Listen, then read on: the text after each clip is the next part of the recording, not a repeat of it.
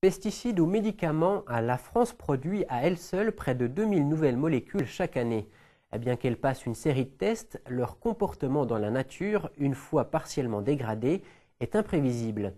Et c'est ce que démontre Jairo Falla, écotoxicologue, invité par la pépinière d'entreprise Eurodev Center, dans le cadre de sa série de conférences consacrée au développement durable. Le reportage de Roger Chevalerias. Je vais vous parler tout d'abord de ceux que je connais les mieux, qui sont les perturbateurs endocriniens, qui peuvent être naturels de synthèse. Bisphénol, phtalates, pesticides, médicaments, de nouvelles molécules qui font de nouveaux polluants. Conférence mercredi soir à l'Eurodev Center sur l'ancien site du Parc à Bois à Forbach. La pépinière d'entreprise continue ses conférences sur le développement durable. Pour cette 8e, elle accueille Jairo Falla, directeur de l'IUT de Thionville-Lutz et écotoxicologue. Sa spécialité, les perturbateurs endocriniens. Les cas de nouvelles molécules ou des molécules émergentes, ce sont des rajouts à ces systèmes d'évaluation. Les nouveaux polluants, ce sont des polluants qu'on découvre des jours en jour, comme son nom l'indique, c'est des nouveaux polluants. La terminologie nouveaux polluants est acceptée par quelques-uns. D'autres personnes, d'autres chercheurs disent que ce sont des polluants émergents. Je préfère nouveaux polluants parce que ce sont des molécules nouvelles. Ce sont des molécules qui sont différentes parce qu'elles sont transformées par l'environnement lui-même. Et ce sont des molécules qui se trouvent dans des quantités extrêmement petites dans l'environnement, ce qui difficulte la possibilité de les identifier. C'est pour ça que chaque fois qu'on découvre un nouveau, on se dit « Ah, ouais, on ne l'avait pas vu, on ne le connaissait pas ».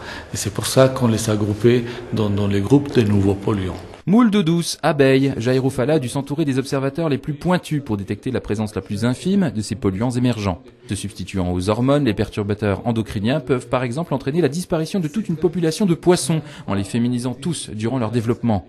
Le constat est inquiétant, d'autant que ces molécules, une fois dans la nature, sont dégradées et elles engendrent parfois d'autres molécules encore plus toxiques.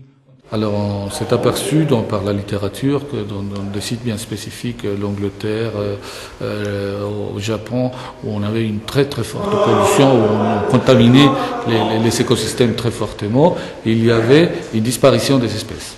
Donc on a constaté que des poissons dans les premières stades pouvaient se transformer en femelles et que toute une population transformée en femelles ne pouvait pas se perpétuer et qui disparaissait. Donc là, je trouvais vraiment un impact sur la physiologie et la morphologie, des fois, des organismes qui était intéressant du point de vue moléculaire, du point de vue cellulaire, du point de vue systémique.